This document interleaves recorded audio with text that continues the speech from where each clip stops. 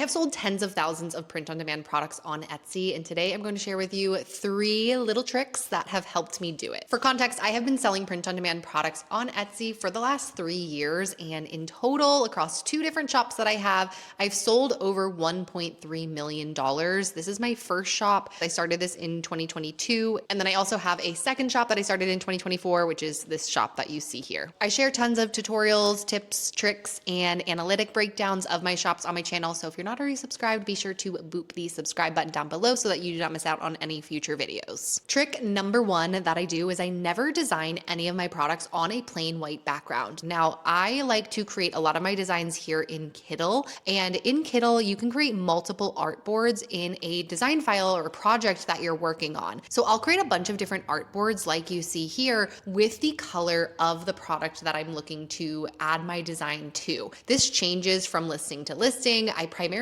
sell a lot of apparel, specifically t-shirts. Comfort Colors is one of my favorite t-shirts to sell, and so you can see a couple of the different colors that I'm envisioning this design going on. And that has helped me so much in selling more products by really catering the design to the color that I'm offering it on, which when you're just designing on a plain white background, you don't really have that flexibility or even that eye for what the design is going to look like on that final product. And a lot of the time I'll envision a design that is for a lighter colored product and a darker colored product. For example, with the ivory and the butter, this is my darker version of the design. And then on the washed denim, seafoam, orchid, and espresso, I'm envisioning a lighter color of the design. Usually I have 2 variations, but every now and then I like to spice it up a little bit. And I will actually make a specific variation for the color that I'm offering. So for example, with this design for washed denim, I love to do more of a monochromatic style with a lot of my apparel. So I will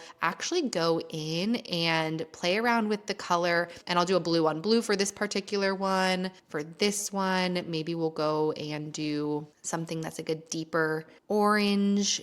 Something like that would look really pretty. Sometimes I'll also do the opposite where I'll go actually a little bit lighter. So maybe something like this. That looks really good. For ivory, the world is my oyster. Usually I can just play around with whatever. You can, get a little bit more fun with this because you can pretty much do any color on it. I have been enjoying doing kind of like a firecracker red recently. That's been very trendy. So maybe something like that for espresso. I kind of like the white on this espresso. I think I'm going to leave it like that. And then for the orchid, maybe I'll do a deeper purple, maybe something like that. But just having this visual alone, I find it really helpful to be able to find out what colors to go on the different versions by being able to see it, not having to wait until I export the design, put it on the mock-up, and just go back and forth like that. It saves me so much time doing it this way. Now, the second thing that I do is anytime I have a design that is selling, I always want to focus my energy there. If I get a winning design, I'm not looking to start from scratch and recreate the wheel every single time. I want to really expand on what I have found to have worked.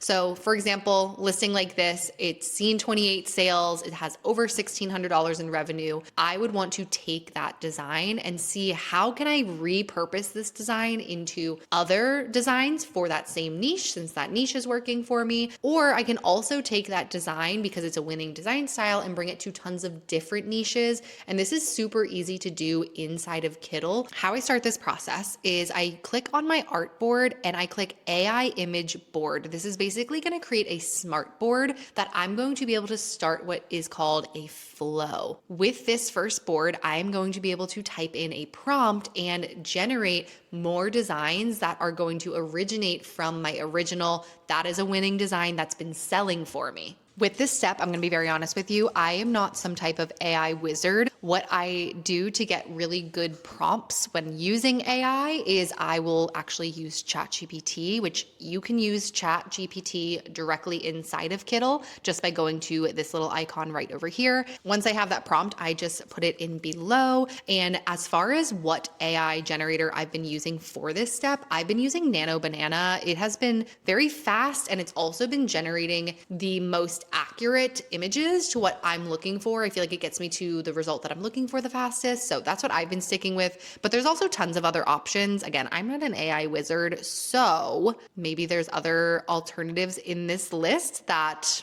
are helpful. I don't know. If you have one that you recommend me try, let me know in the comments down below. But for this, I'm going to be using Nano Banana, and we'll go ahead and click generate. Here are two examples of what it came up with for me, which I thought these were super cute. I usually play around with it still. I don't like to just use the designs as is. Something that I'm very picky about with the designs that I generate with AI is I often will just use the graphics or images that get generated, but I don't often include the text. I like to do the text elements of my designs on my own. I also like that it gives me a little bit more customizability. If I ever have a request, for example, a customer wants to change something that it says, I like having had already done that so that I can just go in and maybe modify the file with the text, what it says. And it's just something that has worked for me. But I also know a ton of other people that like to just use the text as is. So there's really no right or wrong way. That's just my personal preference. A lot of times what I'll do is I'll go into the eraser and I'll just erase this text right here. I also am going to remove the background so that I just have the graphic. I'm going to go ahead and finalize this design and just show you a couple little things that I like to do just to get to the end result relatively quickly. Since I know this phrase has been working well for me, I'm going to go ahead, just take this graphic that we generated, put that nice and center. I'm going to take my text. I'm going to reuse the exact same phrase. We'll curve this, go to transformation. We'll do a circle transformation on this, bring it down. And then when it comes to fonts, my favorite thing to do, I want to go for another script font. So I'm going to scroll over to script.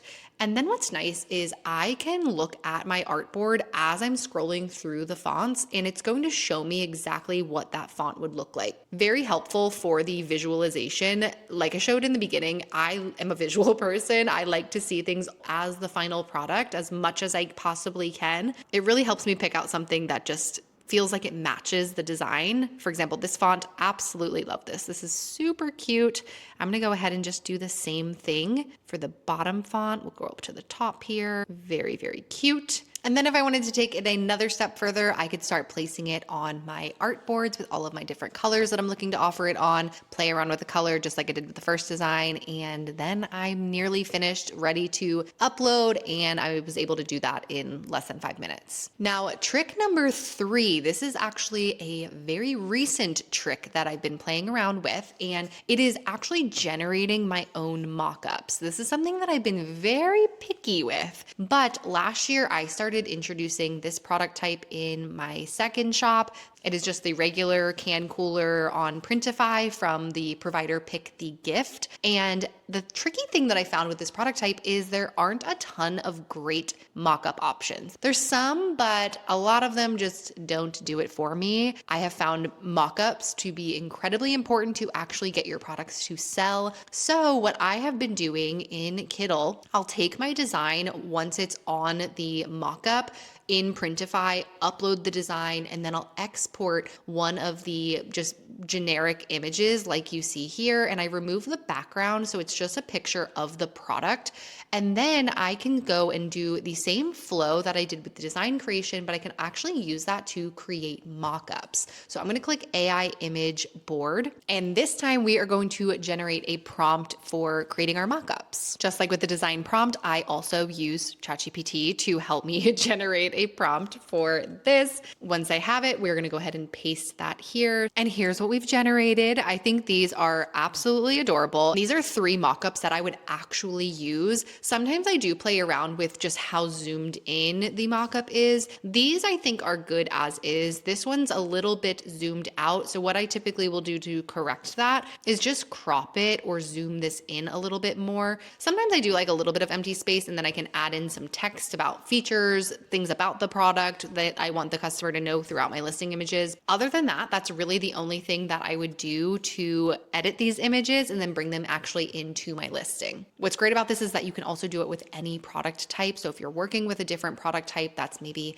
a little bit harder to find mockups for, try this next time you are creating your mockups. Those are just 3 of the little tricks that I've been doing recently, and Kittl is the tool that makes it all possible. I do have a link if you want to get started or try out Kittl down in the description box below. And if you use my discount code, you will actually save a little bit on your first month. So give it a shot. Let me know if you try any of these little tricks next time you are creating a new product. And if you want to see more of my processes, like how I even pick what products to sell, what niches to sell in, then you're going to want to watch this video next.